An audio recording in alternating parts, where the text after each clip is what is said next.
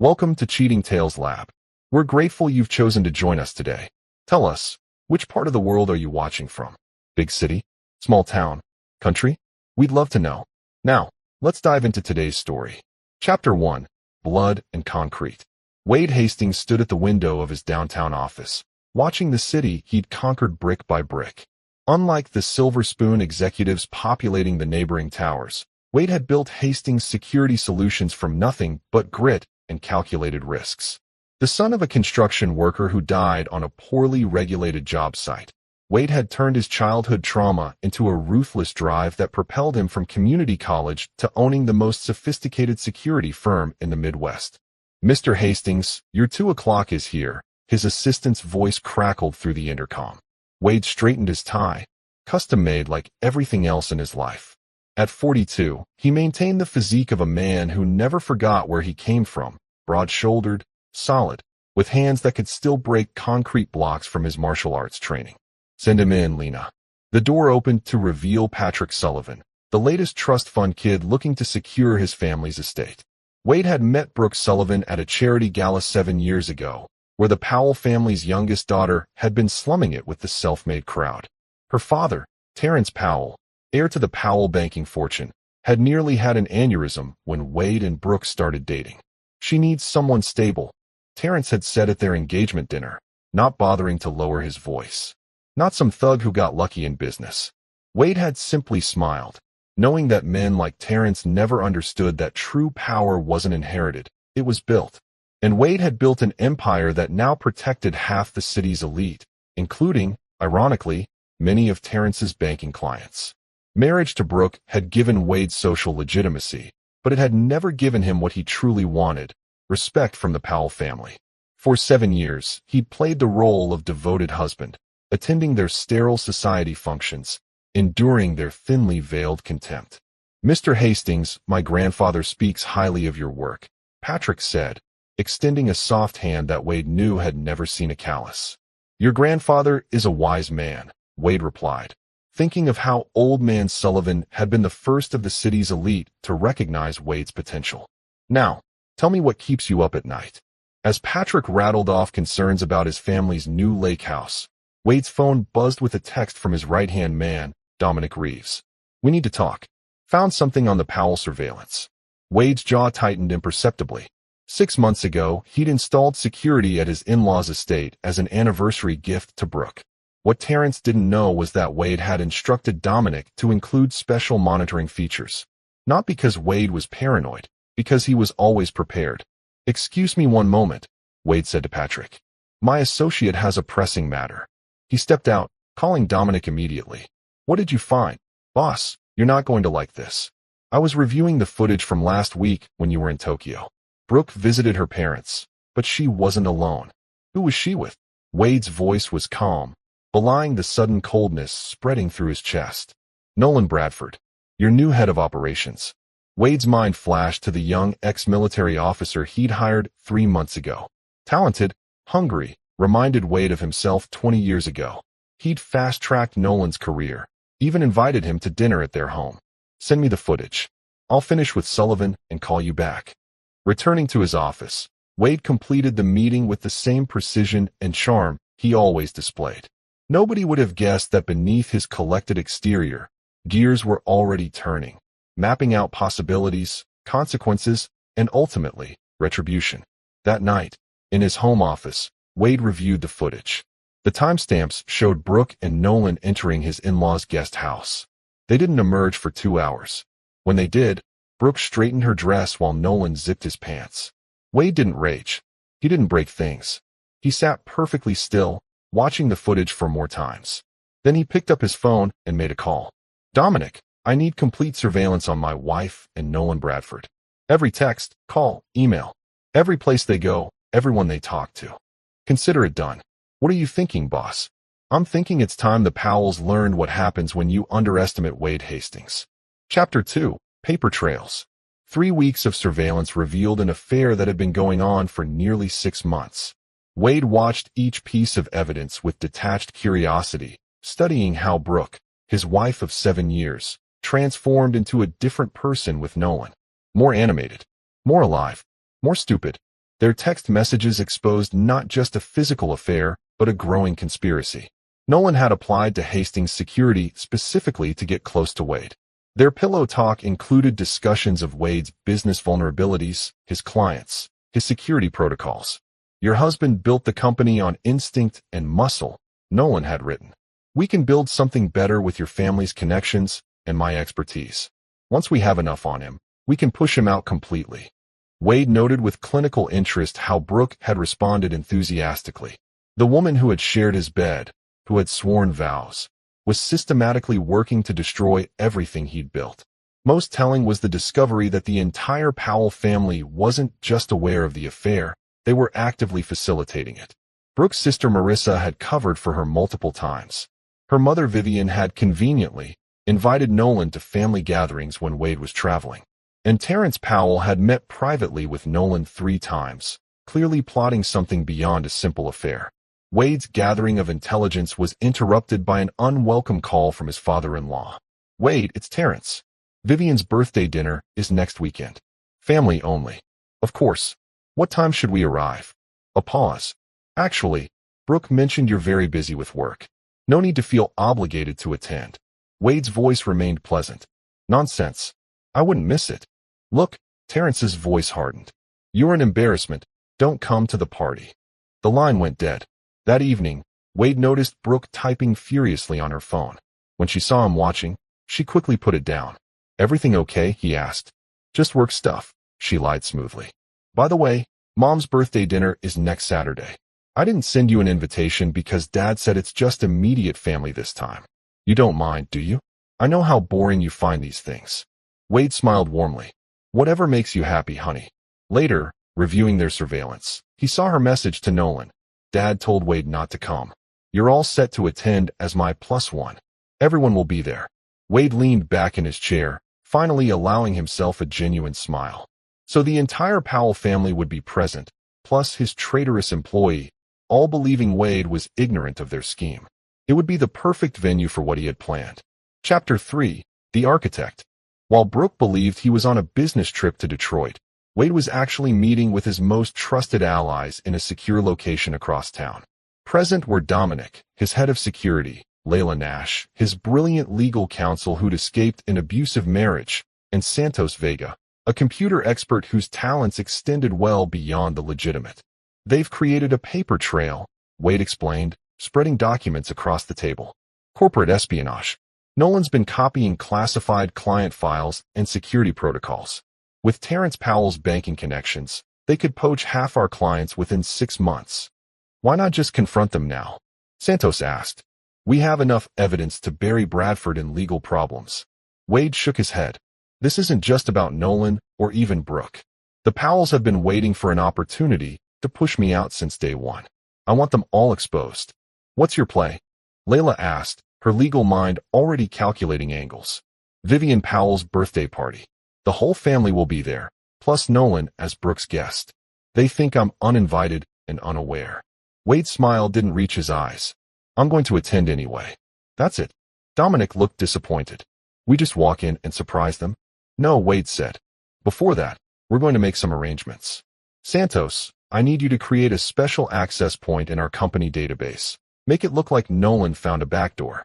Plant some falsified client information that would be particularly valuable to the Powells." "Setting a trap," Santos nodded appreciatively. "Exactly. Layla, prepare internal documents transferring interim company control to Dominic in the event of my incapacitation. Make it look rushed, like I suspected something but didn't have time to finalize it." "You think they're planning something beyond pushing you out of the company?" Layla asked sharply. Wade's expression darkened. "Terrence Powell once told me men like me should know their place. I think they're planning to destroy me completely, professionally and personally." "What about me?" Dominic asked. "I need you to approach Nolan. Tell him you've become dissatisfied with my leadership. Hint that you might be willing to support changes in the company. See what he offers you." For the next 3 days, Wade's team executed their assignments with precision. Santos created the digital trap, Layla prepared the legal countermeasures, and Dominic reported that Nolan had eagerly taken the bait, offering him a senior position when the transition happened. The day before Vivian's birthday, Wade received a final confirmation from Dominic that all the Powells, including extended family, would be attending. Nolan had been officially invited as Brooke's guest. The family was celebrating not just Vivian's birthday, but also what Terrence called a new chapter for the family business. Wade spent that evening in his home gym, methodically working the heavy bag until his knuckles bled through the wrapping. With each strike, he thought of a different betrayal: Brooke's lies, Nolan's theft, Terrence's contempt. The next evening, as Brooke dressed for her mother's party, Wade kissed her cheek. "You look beautiful," he said sincerely. "Give your mother my best." "I will," she replied, her eyes not quite meeting his. "Don't wait up." "I wouldn't dream of it," Wade said, watching his wife leave to join his enemies, none of them realizing they were walking into an architect's carefully designed demolition. Chapter 4: Uninvited. The Powell estate sprawled across 3 manicured acres in the city's most exclusive neighborhood. As Wade pulled his Aston Martin through the gates, he nodded to the security guard, one of his own employees who had been instructed to let him pass without alerting the family. Inside his jacket pocket was a small device Santos had prepared, a signal disruptor that would temporarily freeze all security cameras in the house once activated. In his other pocket was a USB drive containing everything he'd discovered about the conspiracy against him. Wade checked his reflection in the rearview mirror. His tailored suit, his composed expression, nothing betrayed the storm raging within. He had allotted exactly 45 minutes for what he was about to do. Any longer would be indulgent, any shorter wouldn't be satisfying enough. The front door was unlocked. Wade could hear laughter and classical music drifting from the main dining room. He moved silently through the house he knew intimately, having designed its security system himself. As he approached the dining room, he activated the signal disruptor. The red lights on the security cameras blinked out. He paused at the entrance, surveying the scene. Terrence sat at the head of the table, raising a toast. Vivian beamed beside him. Brooke sat halfway down, her hand resting intimately on Nolan's arm. Marissa and her husband Thomas were there, along with Terrence's brother Philip and his wife. 12 people in total, all connected by blood, marriage, or conspiracy. None of them noticed Wade until he stepped fully into the doorway. Brooke saw him first. The color drained from her face. "Wade, what are you doing here?" The room fell silent as every head turned. Wade smiled pleasantly. "I couldn't miss my mother-in-law's birthday. I brought a gift." He walked slowly to the table, placing a small wrapped box in front of Vivian. "Go ahead, open it." Vivian's hands trembled slightly as she unwrapped the package, revealing a velvet jewelry box. Inside was an exquisite diamond pendant. "It's beautiful," she whispered, confusion evident in her voice. "Only the best for family," Wade said, his gaze sweeping the table before landing on Nolan. "Isn't that right, Nolan?" The younger man shifted uncomfortably. "Mr. Hastings, I didn't expect to see you tonight." Wade maintained his smile. "Clearly, I believe this is the first time my wife has brought you to a family function." "Dad said it was family only," Brooke interjected, her voice higher than normal. "I thought that I wouldn't find out my head of operations was fucking my wife." Wade's voice remained conversational, causing several guests to gasp. "Or that he was stealing my company's security protocols with your father's assistance?" Terrence Powell stood abruptly. "That's enough. You're drunk or delusional. I'm calling security." "Your security works for me, remember?" Wade reminded him. "But please, don't let me interrupt the celebration. I understand there's more than just Vivian's birthday being commemorated tonight. Something about a new chapter for the family business." Nolan suddenly looked ill. Terrence's face had turned an alarming shade of red. Wade turned to face Nolan directly. "I have a question, though. Did you really think I wouldn't notice when you accessed our client database through the backdoor Santos created? The one that recorded everything you downloaded?" Nolan's eyes widened. "I don't know what you're talking about." "No? Then perhaps you can explain why you've met with my father-in-law 3 times in the past month to discuss transferring Hastings' security contracts to Powell-backed ventures." Brooke stood up. "Wade, you're embarrassing yourself. Please leave." "I'm embarrassing myself?" Wade repeated softly. He pulled out his phone and played an audio recording, Brooke's voice, breathless, telling Nolan how they'd push Wade out, take the company, how her father had always said Wade didn't deserve his success. The room grew deadly quiet. Marissa broke the silence. "Brooke, you said he didn't suspect anything. And my sister-in-law's boyfriend looked at me and said, Boss. Wade continued, gesturing to Nolan. The room froze. Their masks fell. He locked eyes with each person at the table, one by one. You all thought you were so clever. The self-made man too busy building his empire to notice the vipers in his own house. Terrence found his voice. If you have evidence of corporate espionage, take it to the authorities. Otherwise, get out of my house. Oh, I have evidence, Wade confirmed. But I'm not going to the authorities. Not yet. He placed the USB drive on the table. This contains everything. The affair, the corporate theft, the conspiracy. Copies have been sent to my attorneys and several trusted associates, to be released if anything happens to me. Wade straightened his tie and buttoned his jacket. You have 24 hours to return everything you've stolen and resign from my company, Nolan. As for the rest of you, his gaze swept across the Powell family. I'll be in touch individually. He turned to leave, then paused. Happy birthday, Vivian. The diamond is real, unlike your daughter's marriage vows. As Wade walked out, the shock behind him exploded into chaos. Accusations, denials, Brooke's sobs. He didn't look back. In the car, he called Dominic. It's done. Move to Phase 2. Chapter 5, Dominoes. The day after Vivian Powell's birthday party, Wade worked from his downtown penthouse rather than his office. The space was minimalist and secure, a command center from which he could monitor the fallout of his appearance at the Powell estate. On multiple screens, Wade watched various members of the conspiracy scramble. Nolan had cleared out his desk at Hastings Security at dawn, taking nothing with him. Brooke had spent the night at her parents' house and was currently in Terrence's home office, engaged in a heated discussion with her father and Nolan. Wade took a sip of his coffee as Dominic entered with a report. Nolan tried to access his offshore account this morning, Dominic said. He found it empty. As expected, Wade nodded. And the Powells? Terrence has called an emergency meeting with his bank's board of directors. He's trying to liquidate assets. Too late, Wade commented. Through carefully cultivated relationships with several board members at Powell Banking, he'd arranged for any unusual transactions to be flagged and delayed for regulatory review. Brooke, she's called 3 divorce attorneys already. All of them mysteriously had conflicts of interest that prevented them from taking her case. Wade allowed himself a small smile. Layla had been thorough in her outreach to the city's top divorce attorneys over the past week. His phone rang, Brooke calling for the 12th time since last night. He finally answered, putting her on speaker. Wade, we need to talk. Her voice was raw from crying. What happened last night? It's not what you think. Really? Because I think my wife has been sleeping with my employee for 6 months while planning to steal my company. I think her father facilitated corporate espionage. I think her entire family knew and supported this betrayal. It wasn't like that. Nolan and I, it just happened. The business stuff, that was more his idea and Daddy's. I never wanted to hurt you. Interesting. That contradicts the recording where you said, and I quote, Wade never belonged in our world. Once he's gone, everything will be as it should be. Silence on the line. What do you want? Brooke finally asked, her voice hardening. Money? The house. What I want isn't something you can give me, Brooke.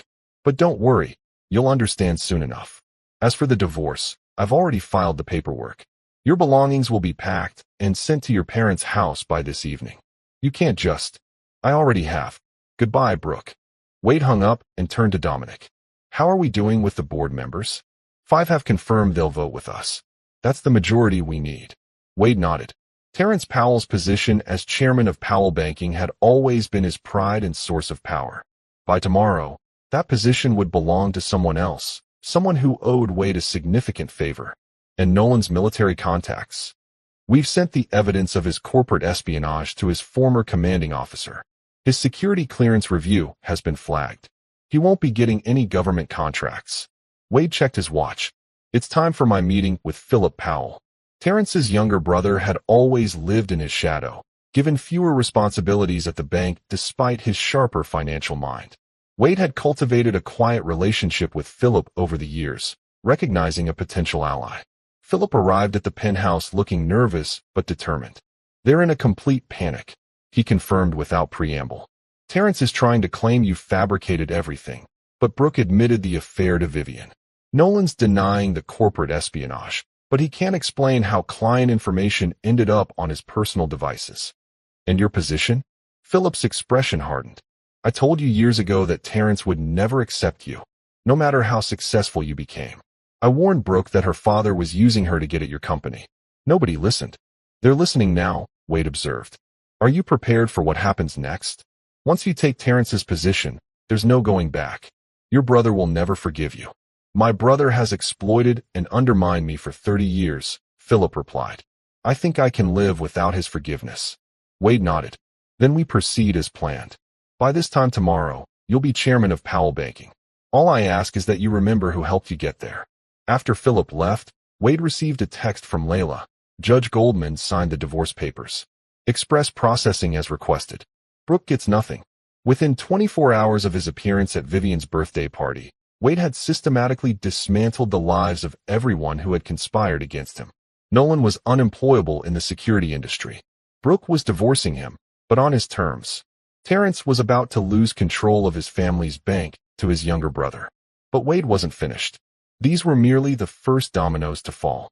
Chapter 6. Checkmate. 1 week after the confrontation at Vivian Powell's birthday party, Wade sat in the conference room of Hastings Security, reviewing the quarterly reports. To an outside observer, he appeared to be conducting business as usual. In reality, he was waiting. The intercom buzzed. Mr. Hastings, Brooke is here to see you. She doesn't have an appointment. Send her in, Lena. Brooke entered, a shadow of her former polished self. Her eyes were puffy from crying, her designer outfit wrinkled as if she'd slept in it. You've destroyed everything, she said without preamble. Wade gestured for her to sit. I've done nothing but expose what was already there. Philip has taken control of the bank. Daddy's having a medical evaluation to determine if he's mentally fit to remain on the board. Our family is falling apart. Your family was already broken, Brooke. You just maintained a prettier facade than most. She leaned forward desperately. Wade, I know I made a terrible mistake with Nolan. But what you're doing goes beyond revenge for an affair. You're systematically dismantling my entire family. No, Wade corrected her. Your father tried to dismantle everything I built. You all participated willingly. I'm simply returning the favor. What do you want from me? Tears streamed down her face. I've lost everything. My husband, my home, my family's respect. What more do you want? Wade studied her for a moment. Do you remember what your father said to me the night before our wedding? He took me aside and told me I would never be good enough for you or your family. That no matter how successful I became, I would always be trash who got lucky. Brooke looked away, unable to meet his gaze. For 7 years, I tolerated the subtle insults, the condescension, the way your family treated me like an embarrassing secret. I did it because I loved you. Wade's voice remained calm. But you never saw me as your equal, did you? I was just a placeholder until something better came along. That's not true, she whispered. It is. And that's why what I want from you is something you can't give, genuine remorse. Not for getting caught, but for who you are. Wade pressed a button on his desk phone. Lena, please send in Mr. Reeves. Dominic entered carrying a folder, which he placed in front of Brooke. What's this? She asked. Access to a bank account containing $5 million, Wade explained. Enough for you to start over somewhere far from here. In exchange, you'll sign a non-disclosure agreement regarding our marriage and divorce. Brooke stared at the documents in disbelief. You're paying me off? I'm cutting you loose. You've lost your family's status, your home, and your reputation in this city. You can stay and watch as I continue dismantling what's left of the Powell legacy, or you can take this opportunity and disappear. And if I refuse? Wade's expression didn't change. Then I'll release the full recording of you discussing with Nolan how you married me for my potential and planned to divorce me once you'd upgraded. I'm sure the society pages would find that fascinating. Brooke's hand trembled as she signed the papers. You really are a monster. No, Wade corrected her.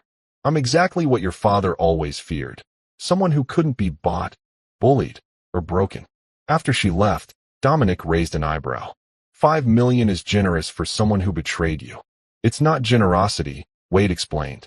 It's insurance. With Brooke gone, the Powells lose their strongest emotional leverage against me. Speaking of the Powells, Philip called. The board voted unanimously to remove Terrence as chairman. He's been offered early retirement with a significantly reduced pension. Wade nodded. And Nolan? Found trying to leave the country last night. Customs detained him based on the security flag we arranged. They found the stolen client data on his laptop. Make sure the evidence reaches the federal prosecutor's office. Already done. Dominic hesitated. Boss, how far are we taking this? Wade looked out at the city skyline, the same view he'd had when he first learned of the betrayal. Until there's nothing left of what they tried to take from me. That evening, Wade received a call from Philip Powell. It's done, Philip said. Terrence has been removed from all positions of authority at the bank. The official story is that he's taking medical leave for exhaustion, but everyone knows the truth. And your position is secure? Yes. The board voted unanimously to confirm me as chairman. They're relieved, honestly. Terrence has been making increasingly erratic decisions for months. Good. And the other matter we discussed? The audit of Terrence's personal financial dealings has begun. Initial findings suggest he's been using bank resources for personal investments for years. The regulatory authorities have been quietly notified. Excellent. Keep me informed. Wade hung up and poured himself a glass of scotch. Phase 2 was complete. Brooke was exiled with a golden parachute and an ironclad NDA. Nolan faced federal charges for corporate espionage. Terrence had lost control of his family's bank and would soon face financial ruin and possibly criminal charges. Yet Wade felt no satisfaction, only a cold clarity about what remained to be done. The final phase would ensure that none of them ever recovered from what they had tried to do to him. Wade pulled out his phone and sent a text to Santos. Begin the final phase. Chapter 7. Scorched Earth. 3 months after Vivian Powell's fateful birthday party, Wade sat in the visitors area of the Federal Detention Center, watching Nolan Bradford being led and wearing an orange jumpsuit. The once confident security expert had lost weight, his eyes darting nervously around the room. You look terrible, Wade observed as Nolan sat down across from him. What do you want? Nolan's voice was hoarse. Haven't you done enough? Enough, Wade repeated. You were in my home. You slept with my wife. You tried to steal my company. And you think I've done enough? The prosecutor is seeking 15 years, Nolan said bitterly. I'll lose my military pension. My reputation is destroyed. What more do you want? Wade leaned forward. I want you to understand why this happened. It wasn't just the betrayal, it was the arrogance.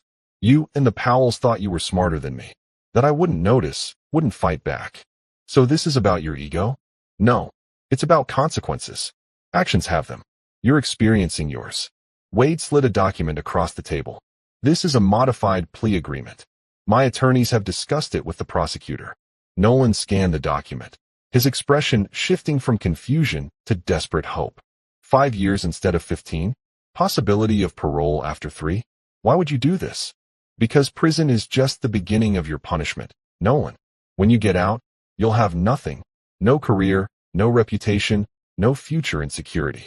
You'll live the rest of your life knowing you had everything and threw it away because you underestimated me. Nolan swallowed hard. And what do you want in return? A full confession implicating Terrence Powell in the conspiracy. Every detail, every meeting, every plan you discussed. He'll come after me. He can't. He's facing his own legal problems. Wade stood up. Consider carefully, Nolan. 15 years is a long time to regret your poor decisions.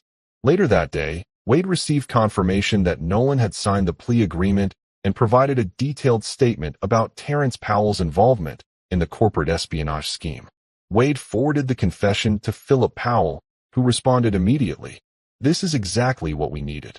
The board has frozen all of Terrence's assets pending investigation. He's effectively bankrupt. Meanwhile, reports from Wade's surveillance team confirmed that Brooke had used her settlement to purchase a small property in Arizona, far from her former social circles. Her Instagram account, once filled with society events and luxury vacations, had been deleted. According to Wade's sources, she was working as an assistant in a real estate office, using her maiden name. She actually took a job, Dominic remarked when he delivered the report. Never thought I'd see that. People adapt when they have no choice, Wade replied. What about Vivian? Selling her jewelry collection to cover basic expenses. The divorce from Terrence is getting ugly. She's claiming she knew nothing about his financial improprieties. And Marissa? Her husband Thomas left her when the Powell fortune began to crumble. She's moved in with a cousin in Chicago. Wade nodded, mentally checking off another name on his list. That leaves only Terrence himself. 3 days later, Wade arrived at what remained of the Powell estate. Once an immaculate showcase of old money, The property now showed signs of neglect. Untrimmed hedges, newspapers piling up at the gate. The security guard was gone, replaced by a simple electronic keypad that Wade easily bypassed. He found Terrence in his study, surrounded by empty liquor bottles and financial statements. The once imposing patriarch had aged a decade in 3 months, his skin sallow, his hands trembling slightly as he looked up at Wade's arrival. "Come to gloat." Terrence slurred. "I came to deliver this personally." Wade placed a thick envelope on the desk. "Notice of foreclosure on this property. The bank is calling in your loans. Philip can't do this to me. This house has been in our family for generations. Philip didn't do this. I did. I bought your debt from the bank. Every mortgage, every loan, every credit line." Terrence stared in disbelief. "That's impossible. Even you don't have that kind of money." "I leveraged everything I own," Wade admitted. "Because watching you lose everything is worth it." Terrence lunged suddenly, grabbing a letter opener from his desk and swinging wildly at Wade, who easily sidestepped the attack and disarmed the older man with a practiced move. Terrence collapsed back into his chair, breathing heavily. "Why?" he demanded. "You've destroyed my family, my legacy, my reputation. Isn't that enough revenge for an affair?" "This was never just about the affair," Wade said calmly. "This was about you trying to destroy what I built because you couldn't stand that someone like me succeeded without your blessing." Wade placed a recorder on the desk and played Terrence's own voice. "Once we have control of his security protocols, we'll have access to his entire client list. Within a year, we can strip Hastings' security of its major clients. The construction worker's son will be back where he belongs, with nothing." Terrence's face contorted with hatred. "You were never good enough for my daughter or my family." "Maybe not," Wade agreed. "But I was smart enough to take everything from you." He picked up the recorder. "You have 48 hours to vacate this property. Whatever you can carry, you can keep. The rest will be auctioned." "Where am I supposed to go?" Terrence's voice cracked with the first hint of real fear. "That's not my concern. But I hear Arizona is nice this time of year. Perhaps Brooke will take you in." Wade turned to leave, then paused. "One last thing. Federal agents will be here tomorrow with a warrant regarding your involvement in corporate espionage. I'd suggest having a lawyer present, but I doubt you can afford one anymore." As Wade walked out of the Powell estate for the final time, he felt no triumph, no joy, only the cold satisfaction of completed work. In the span of 3 months, he had systematically dismantled the Powell family from the inside out. Brooke exiled and working a menial job. Nolan imprisoned. Vivian selling her precious jewels. Marissa abandoned by her opportunistic husband. And finally, Terrence, broken, bankrupt, and facing criminal charges. Only Philip remained, now chairman of what was left of Powell Banking, a position he would hold only as long as he remained useful to Wade's purposes. In his car, Wade called Dominic. "It's done. All of it. What now, boss?"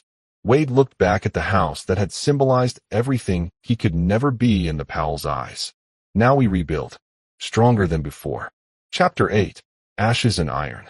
6 months after his confrontation with Terrence Powell, Wade stood in the penthouse office of Hastings Securities' new headquarters, a gleaming tower that overshadowed the financial district.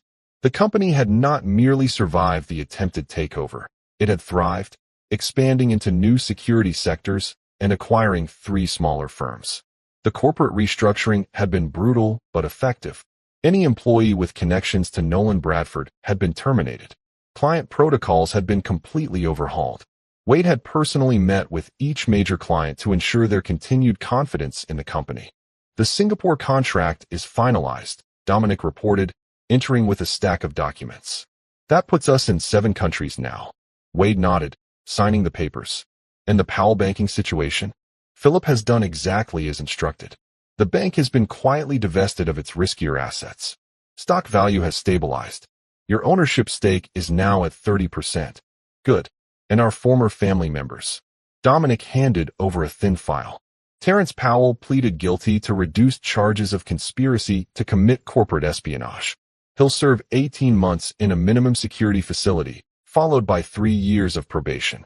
Vivian has moved in with a distant cousin in Florida. Marissa is working as a retail associate in Chicago. And Brooke, still in Arizona. She's applied for a real estate license. According to our sources, she's dating the owner of the agency, a divorced man with 3 kids. Wade closed the file without comment. The systematic destruction of the Powell family was complete, yet he felt only emptiness where satisfaction should have been. That evening, as Wade worked late in his office, his assistant announced an unexpected visitor, Philip Powell. The new chairman of Powell Banking looked uncomfortable as he entered Wade's office.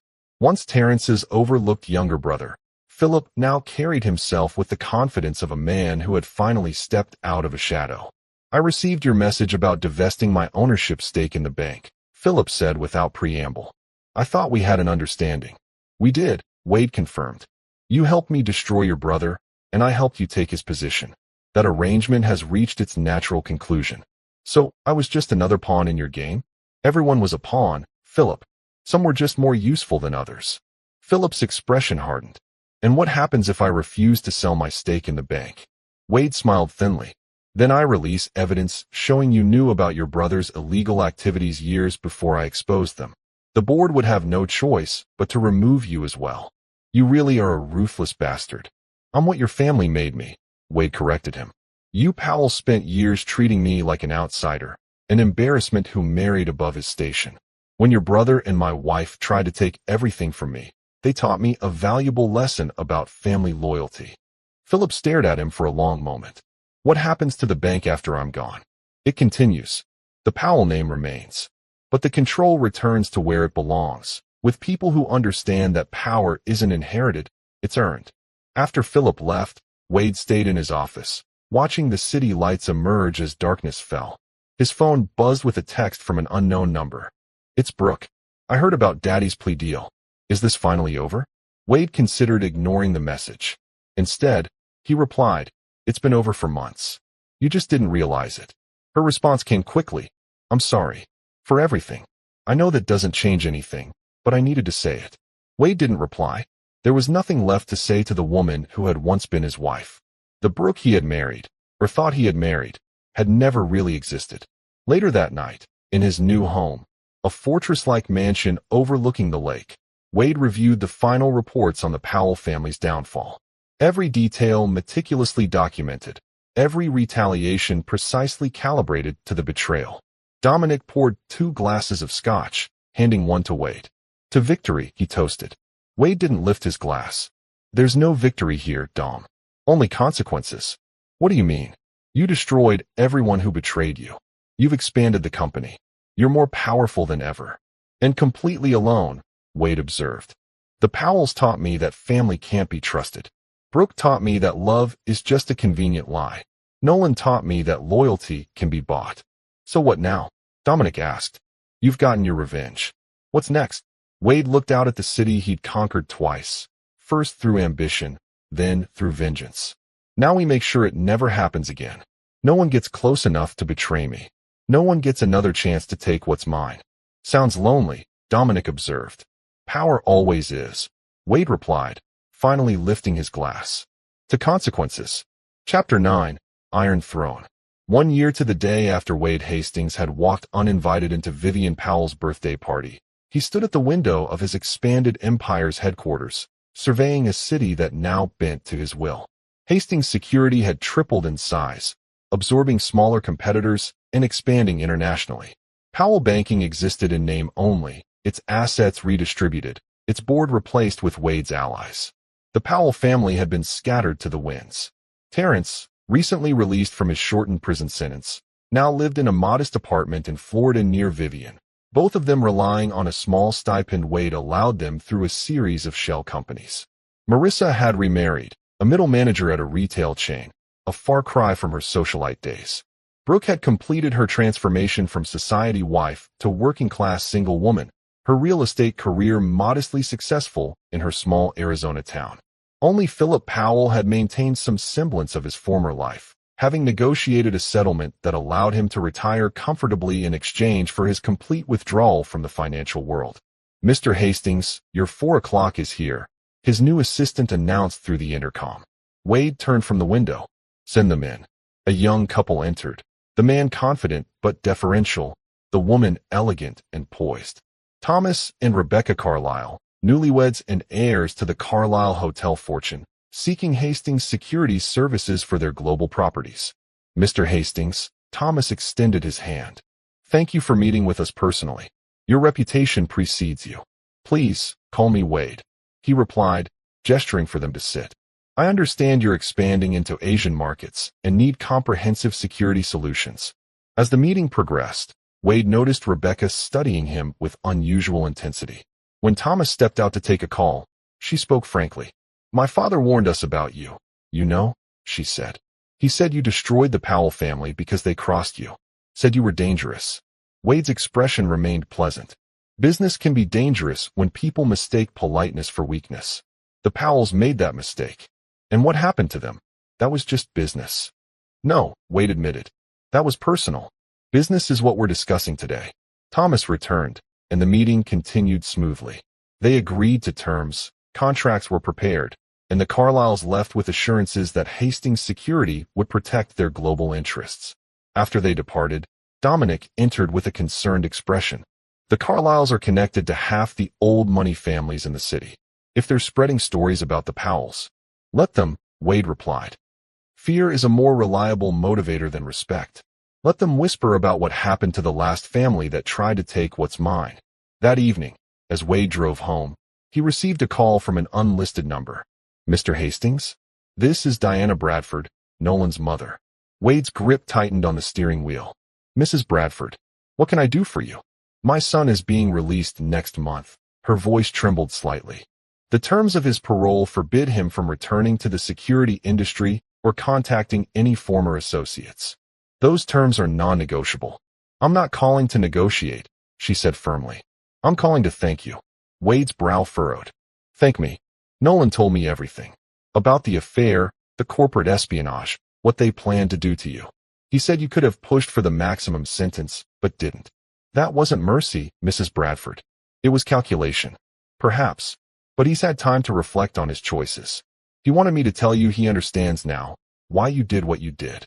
After hanging up, Wade continued driving, the city lights blurring as he considered how completely he had remade his world. The betrayal had transformed him, burning away whatever softness remained from his younger days. At home, he found Layla Nash waiting in his study. His legal counsel had become one of his few trusted confidants over the past year. The final transfers are complete, she reported. The trust funds for Terrence and Vivian Powell are irrevocable, but contingent on their continued silence. They'll never be wealthy again, but they won't starve. And Brooke? Layla hesitated. She sent another letter. I've screened it like the others. Wade gestured for her to continue. She's not asking for money this time. She's requested permission to write a memoir about your marriage and its aftermath. She says she wants to tell her side. Denied, Wade said immediately. The non-disclosure agreement is absolute. There's more, Layla added reluctantly. She's pregnant. For months along.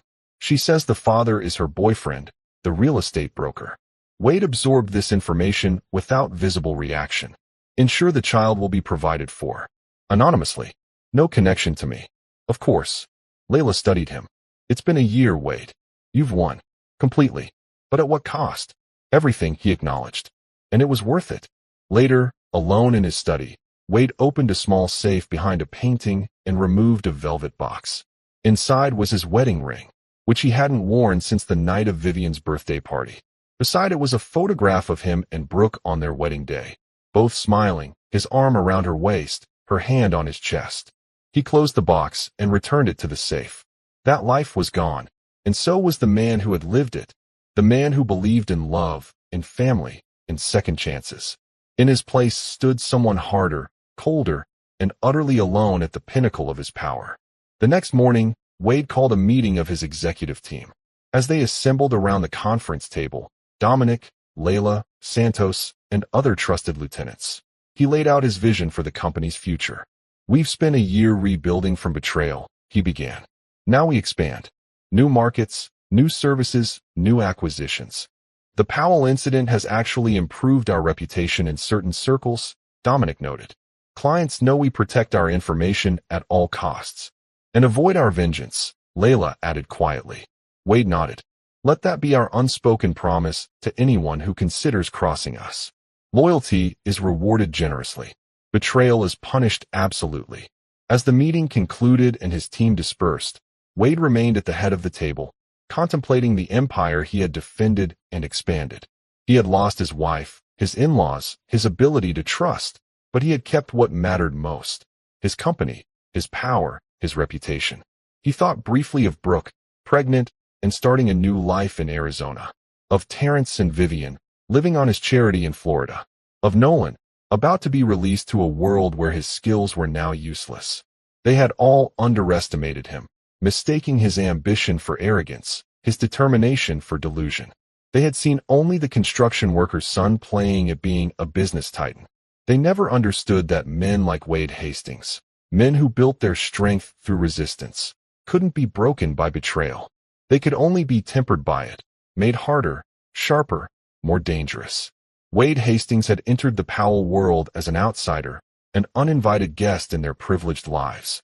He had emerged as something else entirely, a man who no longer needed anyone's invitation or approval, a man who had learned the true cost of trust and decided it was too high to pay again.